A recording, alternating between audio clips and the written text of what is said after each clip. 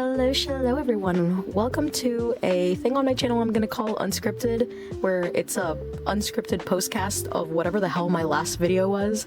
So I get to say some unfiltered shit that I really didn't get to focus on before. Long story short, I really have a lot of gripes with that fuck-ass, boring-ass game. And no, not all of them are about the fucking reptilian Teletubby. And I genuinely feel like my last yap session to all my fucking homies on Discord created a shockwave, because the decibels at which I was speaking about how much I hated Nova's character on some woman woke Twitter core shit was actually insane. Was never personal.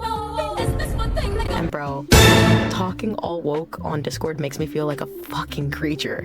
Like a Reddit mod slowly just crawling out of its fucking cocoon. I'm out here hitting my friends with the actually statements amid fucking debate, and I'm in those arguments with my whole goddamn chest, arguing like my life depends on it. The common consensus of all of this, though, is that if I actually said what I really wanted to say about Nova as a character, I would get lynched. And do I care? Fuck no! Shit. This wasn't whitewashing, okay? This was bleach, pressure washer, and industrial disinfectant. They took Shorty's heritage, okay? They said, nah, we need her appealable to Walmart. She looks like she would have a live, love, laugh sign in her living room. Bro, they took a Canadian Inuit character and hit her with the Netflix adaptation. And if you think I'm exaggerating this for some weird woke agenda, this is what comes up when I literally search Inuit women for reference. Huh, oh, wow, culture! Like, what the fuck is this fuck-ass Disney movie character treatment? Bro, she looks like she's about to burst into... Who said I can't wear my Converse with my dress? That's just me! She looks like a shitty Velma self-insert. It's giving Dora aged up and ran away from home. And before someone gets in my comments like, well, she's Canadian Inuit, and not everyone has to look like their culture. No duh, lard ass. That's not the point, and you know it. The point is, the game itself explicitly sets her up as Inuit, used to the climate, headstrong, intelligent, spiritually connected, and tied to her culture enough for it to actually matter to the plot. So why does she look and act like she just escaped a Disney Channel casting call? You can't write her as culturally rooted, spiritually significant, and environmentally hardened, and then design her like she's Harper from Wizards of Waverly Place. Aw, shit. You know what? That's an insult to Harper. At least she has some pizzazz. And the reason I'm not going on the fat guy, frat guy, and the fat guy is simple. They're written as generic one-note background archetypes. There's no deeper setup, no cultural framing, no symbolic weight. They're just there. What am I supposed to rant about? Paper? Am I really about to yap for 20 straight minutes about mayo monkeys? Actually, you know what? So nobody feels left out and everybody catches a stray, let me just unload the whole glossary real quick.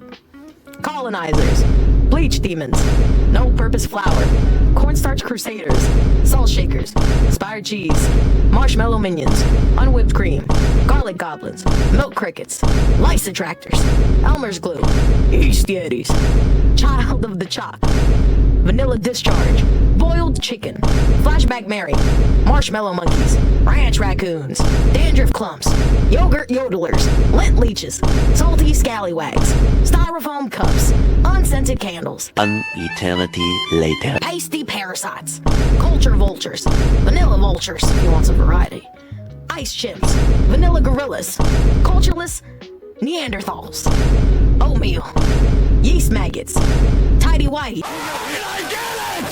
With all that said, in the background, I actually recreated what I personally think Nova should have been. I changed her name to Polar Bear, and it's a unisex name. I don't know exactly how to say this name, so instead of butchering it, I'm just gonna put it on screen.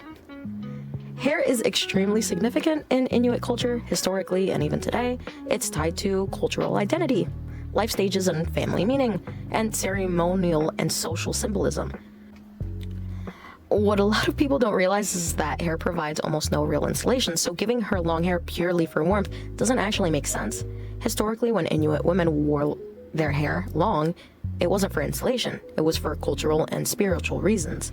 Because the game's timeline clearly takes place before the 2000s, I base my redesign on what would have been most common in the late 1800s to early modern period. Traditionally, most Inuit women wore their hair long and braided. Very short hair on women was rare and usually tied to outside pressure, hardship, or forced change, not tradition. Inuit women never truly stopped braiding their hair, but daily braiding sharply declined between the 1920s and 1960s. Braids later returned as part of cultural revival starting in the 1970s and 1990s, and that revival continues today. So, in my interpretation, Nova, now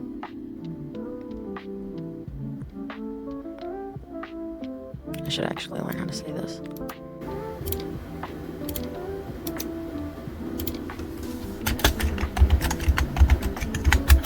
Welcome to Pronouncing Names 101.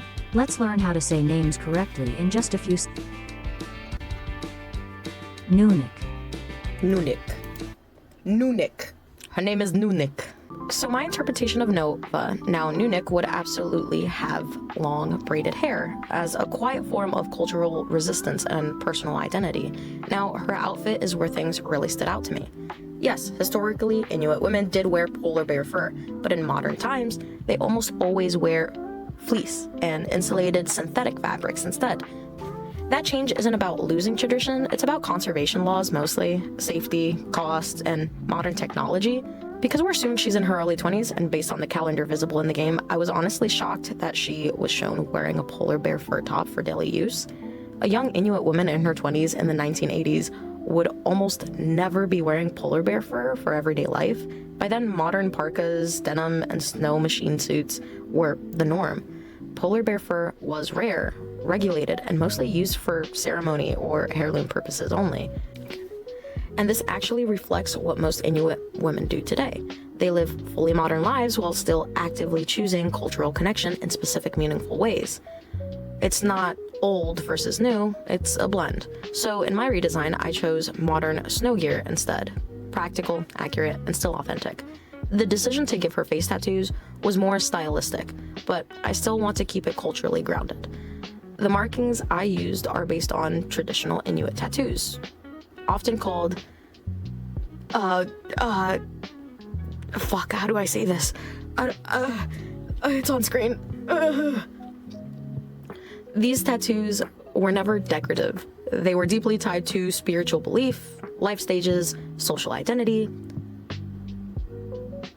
So the vertical chin lines traditionally represented coming of age, readiness of womanhood and marriage, ability to bear children, family lineage, and spiritual protection. The forehead markings, the one that kind of looks like a V, really symbolizes spiritual connection, guidance from ancestors, mental strength and wisdom, destiny, and important life transitions. And then the cheek and curved lines near the eyes commonly represented life paths, balance, family ties, protection, and the connection between physical life and the spirit world. And given how much Nova talks about dreams, visions, and destiny, this felt thematically fitting rather than random. There's no universal Inuit tradition where red tattoos had a separate symbolic meaning from black ones. However, I chose red in the specific image to represent freshly applied tattoos. Historically, tattoos could appear reddish during healing because of the blood mixing with soot, iron-rich pigments, oxidation during healing, and certain plant or mineral additives. Long-term, the tattoos usually darkened to black or blue-black. Red tones were typically temporary. Some Inuit women in Canada today actively reclaim these traditions, while others do not, and both are culturally valid choices. Colonial policies banned traditional tattoos, cut children's hair, punished indigenous languages, shamed cultural expression. So today, some women actively reclaim traditions. Some are still rebuilding connections. Some choose fully modern life. Many live somewhere in between. There's no single correct way to be Inuit today. And I want to be very clear about this. I did not redesign her because she was a bad character. I redesigned her because the way she was originally written gives her deep cultural roots, spiritual awareness, a strong connection to history and knowledge. Yet, almost none of that is reflected in how she physically appears. She's portrayed as someone who deeply understands dreams, spirits, and her cultural background. She even keeps written documentation of it, yet the visual design almost completely washes those roots away. That disconnect feels unrealistic to me.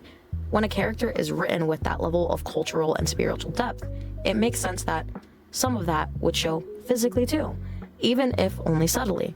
My redesign wasn't meant to replace her. It was meant to honor the depth the writers already gave her. And this is one of my biggest issues with how media handles cultural characters in general. Culture is often treated as a surface level trait instead of something that genuinely shapes a character's design, choices, presence, and worldview. In this case, the game actually touches on heavy cultural and spiritual themes and does a decent job introducing them, but then it doesn't fully commit to representing that culture in a researched and meaningful way. Instead, a lot of those deeper roots get pushed aside in favor of a safer, more marketable design choice and fan service. And that disconnect is what feels disappointing to me. Real depth, history, and spiritual ties, then the design should reflect that same level of research and respect, not flattened for it to have aesthetic appeal. Anyways, that's all for today. Thank you, and bye!